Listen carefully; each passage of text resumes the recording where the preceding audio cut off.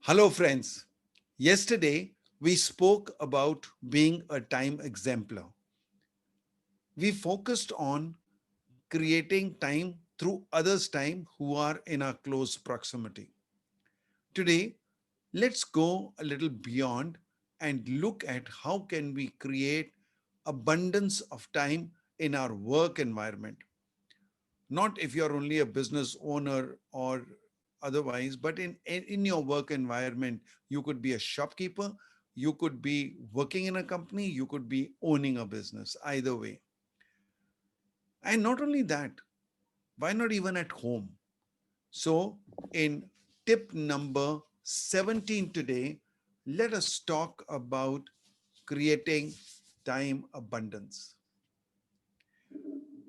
Let me first start by the concept of creating abundance of time. So we'll look at two things: the quantity of time, which means the magnitude of time, as also the quality of time.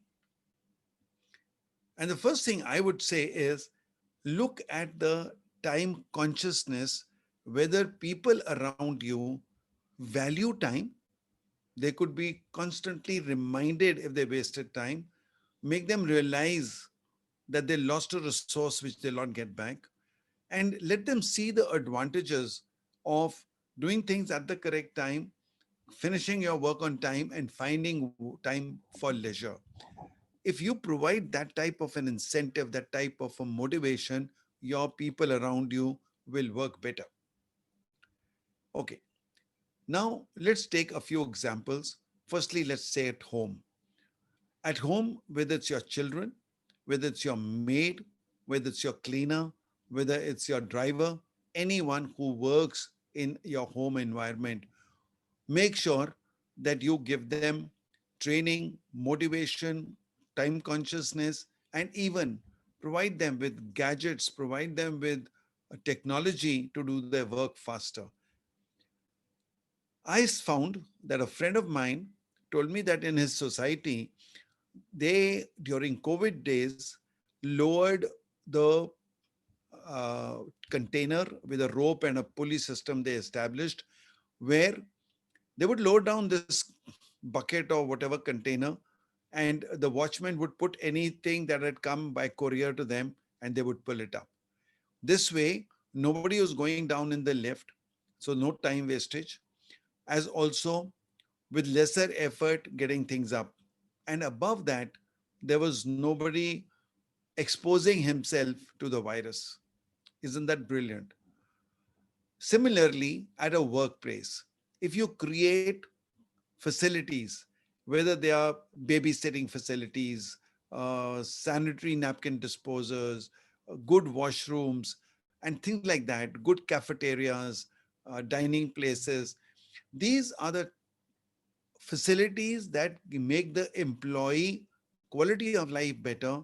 They work more efficiently and they improve the quantity and the quality of time that they spend at work.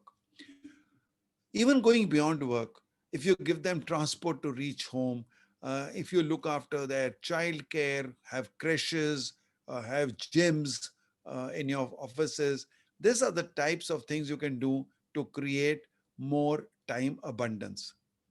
The quality of time spent at home uh, or in the office improves drastically when comfortable facilities are provided, and that is what you can focus on. You can save time in your office by introducing and encouraging efficiencies and improve the existing processes. Above all, you see, a workplace is driven by a leader, and it is important that the one who leads is a time leader who works to improve the quality of time of colleagues beyond office hours, even. And if you do this, you will be able to create abundance of time. So, list down in your notebook the action point for today is what are those areas in your workspace or at home that you will do to improve time, and please log down the time that you save by doing this. it'll be awesome. So, signing off, the Time Brigadier, and you are watching the 51 Time Investment Protocols and Strategies. Let's look forward to tip number 18 tomorrow.